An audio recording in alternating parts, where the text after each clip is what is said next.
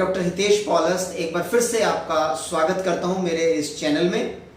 और आज के इस एपिसोड को अंत तक जरूर देखिएगा, ये आपके बहुत काम का होने वाला है। अगर मैं आपसे पूछूं कि आप बढ़ती उम्र के साथ कुछ ऐसी बीमारियों का शिकार हो रहे हैं जिसमें आपके हाथ पैर सुन्न पड़ जाते हैं, आपका दिमाग सही से काम करना बंद कर देता है और आपके दिमाग का आपके शरीर के कई हिस्सों पर कंट्रोल नहीं रहता है। यदि ऐसा आपके साथ हो रहा है तो जाग जाएं, क्योंकि आप पार्किंसंस डिजीज से पीड़ित हो सकते हैं। और आपको यकीन नहीं होगा इस बात को सुनकर कि हमारे भारत वर्ष में हर साल करीबन 10 लाख से ज्यादा लोग इस बीमारी का शिकार हो रहे हैं। और ये जानने की बहुत ज्यादा जरूरत है कि जो पार्किंसंस डिजीज है ये न्यूरो डीजेनरेटिव डिसऑर्डर है, जिसमें आपके नर्व के लेवल पर डीजेनरेशन होना शुरू हो जाता है और ये आपके दिमाग के उस हिस्से को निशाना बनाती है जो हमारे इन सभी मोटर सिस्टम, सेंसरी सिस्टम, इनके लिए रिस्पॉन्सिबल होता है।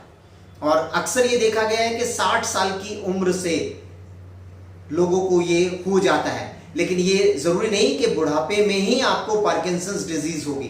कई बार आनुवंशिकता के कारण, हेरिडिटरी इफेक्ट के कारण भी कई बार देखा गया है कि बच्चे भी इस बीमारी से पीड़ित हो जाते हैं। तो इसमें हमें बहुत ज्यादा ध्यान देने की जरूरत है। आइए जानते हैं कि ये बीमारी है क्या। पार्किंसंस डिजीज एक न्यूरो डीजेनरेटिव डिसऑर्डर है और ये आपके उस हिस्से को, मनुष्य के ब्रेन के उस हिस्से को प्रभावित करती है जो आपके शरीर के अंगों को नियंत्रित करता है, कंट्रोल करता है। ऑटोनॉमिक नर्वस सिस्टम, दो तरह के जो सिस्टम होते हैं जिनकी मदद से एफरेंट और इफरेंट मैसेज हमें मिलते हैं। अगर हम बात करें तो ऑटोनॉमिक नर्वस सिस्टम, तो ऑटोनॉमिक नर्वस सिस्टम के ऊपर इसका अटैक होता है। और आप ये चीज ध्यान रखिए कि ये नर्वाइन वीकनेस की शुरुआत हमें महसूस होने लग जाती है, हाथों पैरों में कमजोरी महसूस होने लगती है। इसका असर हमारे बात करने पर, चलने पर, सोने पर और लगभग डेली रूटीन के हर कामों पर इसका इंपैक्ट हो जाता है। अगर इस बीमारी के बारे में हम जाने तो करीबन 5000 BC, 5000 ईसा पूर्व लोगों को ज्ञात था, जो प्राचीन भारतीय सभ्यता में इसे कंपावत के नाम से जाना जाता था। कि कंपावता यानी कि शरीर में ट्रेमर, कंपन शुरू हो जाती है और इसका इलाज उन पौधों के बीजों से किया जाता था जिसे थेराप्यूटिक होता है, जिसे आजकल लेवाडोपा के नाम से जाना जाता है। पार्किंसन बीमारी का जो नाम है वो ब्रिटिश डॉक्टर जेम्स पार्किंसंस के नाम पर रखा गया था, जिन्होंने 1817 में पहली बार इस बीमारी का विस्तार से सब लोगों को बताया था कि यह बीमारी इस तरीके से होती है। और उस समय लोगों को इसके बारे में पता चला। अक्सर ये बीमारी 60 साल की उम्र में होती है, लेकिन कई बार ये बच्चों में भी देखने को मिलता है क्योंकि हेरिडिटरी इफेक्ट के कारण। और इसके जो लक्षण हैं धीरे धीरे आते हैं। कई बार आपका ये जो लक्षण है, जो सिम्टम्स हैं इसके, वन साइडेड हैंड पर आपके आते हैं और फिर उसके बाद धीरे धीरे ये सीवियर कंडीशन में आ जाता है। ये कंडीशन अगर इसको ना संभाला जाए तो ये कंडीशन और भी सीवियर और वर्स होनी शुरू हो जाती है। और शुरुआती इसके जो लक्षण हैं 21 से 40 साल के बीच में हमें देखने को मिलता है और कई बार 21 साल के किशोरों में भी, उससे कम की उम्र में भी देखने को मिलता है। और एक शोध के अनुसार हमारे जीवन की जीने की जितनी संभावनाएं होती हैं उतनी ही इस बीमारी के साथ भी हम उतना ही लंबा जीवन जी सकते हैं। ऐसा कोई चक्कर नहीं कि यदि हमें ये बीमारी हो गई तो हमारा जीवन छोटा हो गया। बहुत सारे लोग बिना इलाज के भी इस बीमारी के साथ अपना पूरा जीवन काट जाते हैं, लेकिन हमारे पास बहुत सारे इलाज हैं। इवन मॉडर्न साइंस ने भी बहुत अच्छे तरीके से तरक्की की है, लेकिन उनके पास भी इसका पूरा इलाज संभव नहीं है। जिसमें कि यहाँ मॉडर्न साइंस में जो डॉक्टर्स हैं ऑपरेशन की सलाह देते हैं, ब्रेन के उस हिस्से में वो ऑपरेशन करते हैं, लेकिन 100 में से 90 केस असफल हो जाते हैं। 10 केस में से भी अगर बात करें तो 60 से 70% की सफलता उन्हें हासिल होती है। तो इलेक्ट्रो होम्योपैथ इस बीमारी को बहुत अच्छे तरीके से समझता है, और यदि इलेक्ट्रो होम्योपैथ का प्रैक्टिशनर इस बीमारी को समझ के उसका इलाज करे तो वो बेहतर इलाज कर सकता है। दोस्तों आइए जानते हैं कि इस बीमारी की वजह से हमारे दिमाग पर क्या क्या प्रभाव पड़ सकते हैं।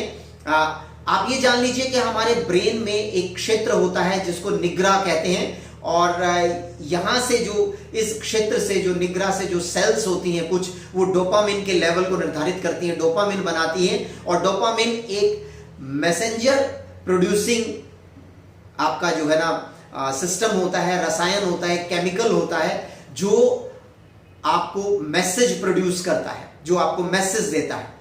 मान लीजिए मैं आपको उदाहरण के तौर पर एक छोटी सी बात बताऊं कि यदि आपको खुजली करने का मन करता है या किसी को गेंद मारने का मन करता है, तो डोपामिन जल्द से जल्द क्या करता है, उस नर्व को कंट्रोल करके नर्व सेल्स को संदेश भेजता है, और इस तरीके से आपका जो सिस्टम है सामान्य रूप से चलता है, उसके कार्य करने की क्षमता व गुणवत्ता भी अच्छी हो जाती है। लेकिन जब आपको इन सब कार्यों को करने में दिक्कत आने लगे, परेशानी आने लगे, तो आप समझ लीजिए कि आपका जो ब्रेन के लेवल पर जो निग्रा एरिया है वहां सेल्स मरने लग जाएंगी, ठीक है जी, और इन सेल्स को किसी अन्य सेल्स से बदला भी नहीं जा सकता, और जिसकी परिणाम स्वरूप क्या होता है कि आपका जो डोपामिन का लेवल है वो गिरने लगता है।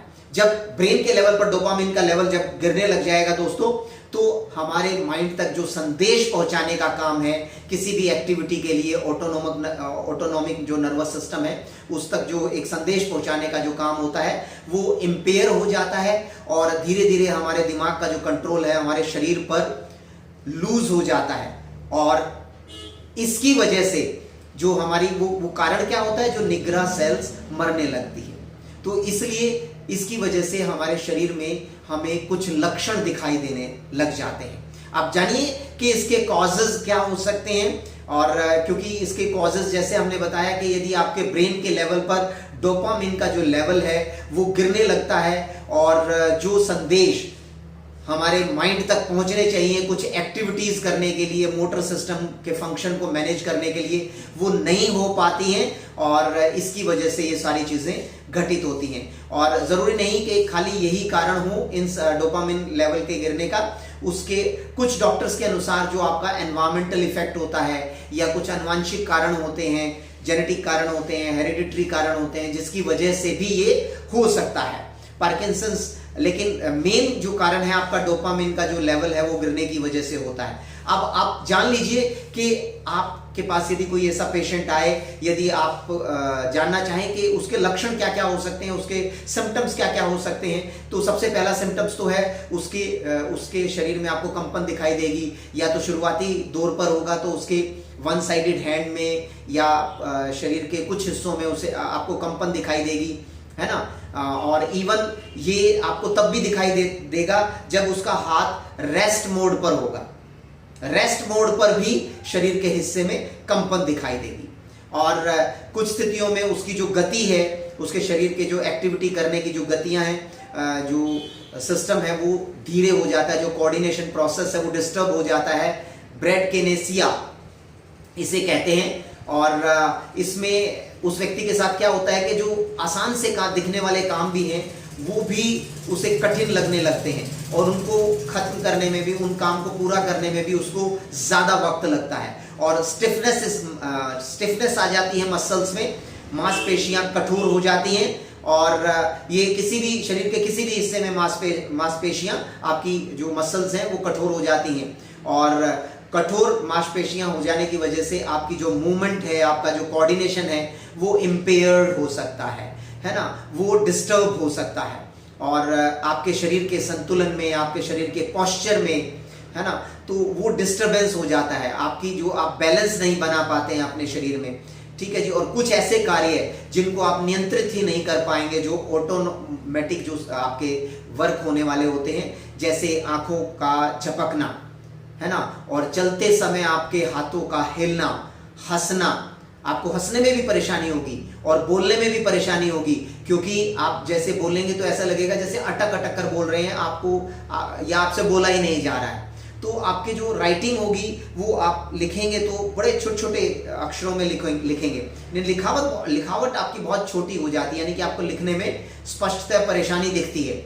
और पार्किंसंस बीमारी के कुछ और भी जो लक्षण होते हैं, आप डिप्रेशन का शिकार हो सकते हैं, स्ट्रेस में आ सकते हैं, कंफ्यूजन हो सकती है, डिमेंशिया की स्थिति आ सकती है, यानी कि आपकी याददाश्त ना रहना, आप कब्ज की शिकायत हो सकती है, आपको स्वेलोइंग की कंडीशन में दिक्कत आ जाती है, निगलने में कठिनाई होती है, आपकी सूंघने की शक्ति कम हो जाती है, आपको ज्यादा पसीना आता है और आपको स्किन से संबंधित प्रॉब्लम भी हो जाती हैं। और आप यदि बोलने की कोशिश करते हैं तो आपकी टोन धीरे और आपको बोलने में ज्यादा कठिनाई हो जाती है। यूरिनरी सिस्टम की बात करें तो यूरिनरी ब्लैडर के सिस्टम पर भी आपकी डिस्टरबेंस आ जाती है, आपको इंसोम्निया की कंडीशन हो जाती है, ब्लड प्रेशर में फ्लक्चुएशन आ जाती है, आपको ज्यादा थकावट रहने लग जाती है। जब आप चलेंगे तो पैर को ज्यादा मूवमेंट नहीं कर पाएंगे, ज्यादा उठाकर नहीं रख पाएंगे, घसीटने जैसी स्थिति आपको दिखाई देती है। अक्सर हम देखते हैं कि इस बीमारी से जो पीड़ित होते हैं वो 60 साल की उम्र से होते हैं, लेकिन हमें देखने में आया है कि यदि आनुवंशिकता का कोई कारण हो, यदि हेरिडिटरी का इफेक्ट आ जाए तो उस समय बच्चों को भी देखने को मिलता है। तो अक्सर 21 से 40 साल की उम्र में ये देखने को मिलता है। और अगर हम बात करें तो इस बीमारी की जो संभावनाएं हैं पुरुषों में ज्यादा देखने को मिलती है, मेल्स में ज्यादा देखने को मिलती हैं। कई बार किसी को किसी बीमारी की वजह से, लंबी बीमारी की वजह से, सिर पर चोट लगने की वजह से वो पार्किंसंस डिजीज का शिकार हो सकते हैं। और कई बार हम जो आज के दौर पर हम जितना भी खान पान है हमारा, हम जितना भी खा रहे हैं वो केमिकल से युक्त है, यानी कि फलों और सब्जियों पर छिड़कने वाले जो कीटनाशक जो रसायन हैं, इनकी वजह से भी पार्किंसन डिजीज का खतरा रहता है और भी बहुत सारी बीमारियों का खतरा रहता है। अगर नर्वाइन लेवल की बात करें तो इससे संबंधित जो है आपको पार्किंसंस डिजीज भी हो सकती है, डिमेंशिया भी हो सकता है, यहां तक कि आपको सिजोफ्रेनिया भी हो सकता है। तो इन सब चीजों से हमें सावधान रहने की जरूरत है। वो कहते हैं ना, हल्की सी सावधानी जिंदगी भर आसानी, और हल्की सी असावधानी लापरवाही और जिंदगी भर की दिक्कत। तो सावधान हो जाइए और इस एपिसोड को अंत तक जरूर देखिएगा। और अगर हम बात करें इस बीमारी का ट्रीटमेंट क्या क्या हो सकता है, वर्तमान में यदि मॉडर्न साइंस में देखें तो इसका कोई परमानेंट इलाज है ही नहीं, लेकिन कुछ थेरेपीज उन्होंने डेवलप की हैं। और उन्होंने क्या क्या किया है, मस्तिष्क में डोपामिन की जगह एक उसके ही समकक्ष एक जो है ना उसकी मात्रा को बढ़ाने के लिए एक जो है ना थेरेपी का उन्होंने इस्तेमाल किया है, और वो उसको रिप्लेस कर देता है। और जब उसको रिप्लेस कर देता है तो बहुत सारे केसेस में, जैसा कि मैंने बताया कि 100 में से 10% केस ही उनके सफल हो पाते हैं। तो इस तरह की थेरेपी का वो प्रयोग करते हैं, जिसमें जो ब्रेकडाउन, जो ब्रेन में आपकी जो सेल्स का जो ब्रेकडाउन है उसको जो है ना रोक कर और डोपामिन की जो मात्रा है, जो लेवल है, उसको बढ़ा देता है ये थेरेपी, है ना। तो बहुत सारी थेरेपीज मौजूद हैं, और इसमें सबसे बड़ा जो है लेवाडोपा सिनेमेट है, जिसमें मस्तिष्क में डोपामिन में उसे परिवर्तित कर दिया जाता है। हालांकि लेवाडोपा का इलाज जो है लंबा करने से इसके कुछ साइड इफेक्ट्स भी हमारे सामने आ जाते हैं, और इसके साथ साथ हमें कार्बिडोपा यानी कि सिनेमेट की को साथ लेने की सलाह दी जाती है, ताकि ये जैसे ही मस्तिष्क पर पहुंचने से पहले लेवाडोपा को तोड़ने से रोकता है, यानी कि वो बहुत सारी कंडीशंस में नर्व सेल्स को डिस्टर्ब करने से रोक देता है जब इन दोनों को एक साथ दिया जाता है। और कार्बिडोपा के साथ लेवाडोपा लेने से इसके जो साइड इफेक्ट्स हैं वो कम हो जाते हैं। लेकिन आप जान लीजिए, मॉडर्न साइंस में बहुत सारी चीज़ों का इलाज है, लेकिन वो एक चीज़ को ठीक करते हैं तो 10 और चीज़ों को खराब कर देते हैं। मैं ये नहीं कह रहा कि मॉडर्न साइंस खराब है, मॉडर्न साइंस भी अच्छी है, जो उसकी अच्छी चीजें हैं वो हमें अडॉप्ट कर लेनी चाहिए। लेकिन यहां जो है ना, अगर मैं बात करूं तो आजकल आपने सुना होगा कि stem cell therapy. Stem cell therapy की मदद से भी हम डोपामिन का उत्पादन कर सकते हैं, लेकिन इसके ऊपर दोस्तों बहुत ज़्यादा शोध चल रहे हैं और भगवान से ये प्रार्थना करते हैं हम उनके शोध जल्द से जल्द सफल हों। तो निश्चित ही एक युग ऐसा आएगा जब एक मृत व्यक्ति को भी आप जीवित कर पाएंगे। ये चीज का ध्यान रखिएगा कि मृत व्यक्ति को भी आप जीवित कर पाएंगे, तो डोपामिन का लेवल तो मेंटेन करना बड़े आसान बात हो जाएगा हमारे लिए। लेकिन स्टेम सेल थेरेपी यदि कोई जानता है या कहीं भी मौजूद है तो उसकी मदद से पार्किंसंस डिजीज को ठीक किया जा सकता है।